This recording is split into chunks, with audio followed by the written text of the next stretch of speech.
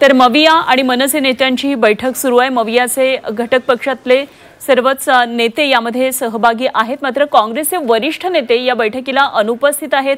तर प्रवक्ते सचिन सावंत सध्या या बैठकीसाठी उपस्थित आहेत, नसीम खान उपस्थित आहेत, त्याचबरोबर राज ठाकरे, उद्धव ठाकरे यांसारखे नेते आहेत, डाव्या पक्षाचे नेते आहेत, कॉम्रेड प्रकाश रेड्डी सुद्धा दिसतात।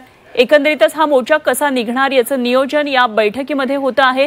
मात्र काँग्रेसच्या वरिष्ठ नेत्यांनी या बैठकीपासून स्वतःला अलिप्त ठेवलेला आहे आणि त्यामुळे राजकीय वर्तुळात एक वेगळी चर्चा या निमित्तानं सुरू झालेली आहे। मनश्री पाठक आमचे प्रतिनिधी आपल्याबरोबर आहेत, आणखी काय नेमकं विश्लेषण आहे जाणून घेऊया। मनश्री, वरिष्ठ नेते काँग्रेसचे या बैठकीला अनुपस्थित असल्यामुळे एक प्रकारे खरं तर राजकीय वर्तुळात भुवया उंचावल्या जातात, काय नेमकं कारण सांगितलं जात आहे?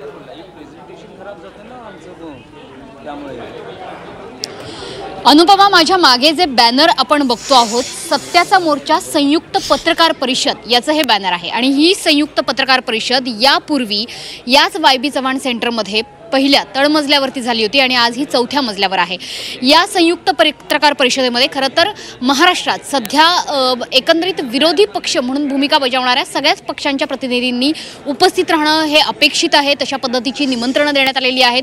एकंदरीत मतचोरी या मुद्द्यांवरती ज्यांनी आजवर भूमिका मांडली त्यांनी या पत्रकार परिषदेत आणि या बैठकीत उपस्थित असणं हे आवश्यक आहे। मात्र आज आपण जर बघितलं तर काँग्रेसकडून सचिन सावंत जे प्रवक्ते आहेत काँग्रेस पक्षाचे आणि दुसरं म्हणजे माजी आमदार असणारे नसीम खान यांच्या व्यतिरिक्त कोणताही मोठा चेहरा आजच्या संयुक्त बैठकीस आणि पत्रकार परिषदेत दिसत नाहीत। वास्तविक 1 तारखेला होणारा जो सत्याचा मोर्चा आहे यामध्ये दोन्ही ठाकरे बंधू तर असतीलच, याशिवाय राष्ट्रवादी शरदचंद्र पक्षाचे सुद्धा मोठे चेहरे असणार आहेत। मात्र काँग्रेसकडून कोणते चेहरे या सत्याच्या मोर्चामध्ये सहभागी होतील यावर अद्यापही प्रश्नचिन्ह आहे।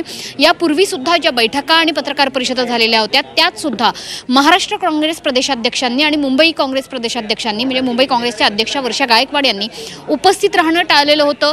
ते कोणत्या ना कोणत्या कारणाने मुंबईच्या बाहेर होते। हर्षवर्धन सपकाळ यांनी एका पदाधिकाऱ्यातर्फे पत्र लिहून म्हणजे संजय राऊतांना पत्र लिहून आपण मुंबई बाहेर असल्याचं सांगितलेलं आहे।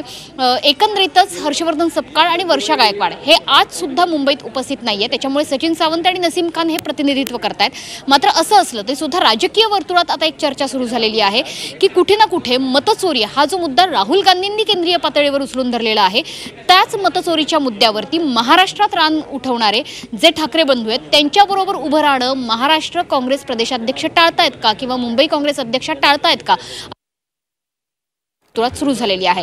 त्याच्यामुळे एकीकडे आज सुप्रिया सुळे उपस्थित असणार आहेत राष्ट्रवादीकडून, त्यासोबतच जितेंद्र आव्हाड उपस्थित असणार आहेत, स्वतः शशिकांत शिंदे हे सुद्धा उपस्थित असतील त्यांच्याकडचे प्रांताध्यक्ष।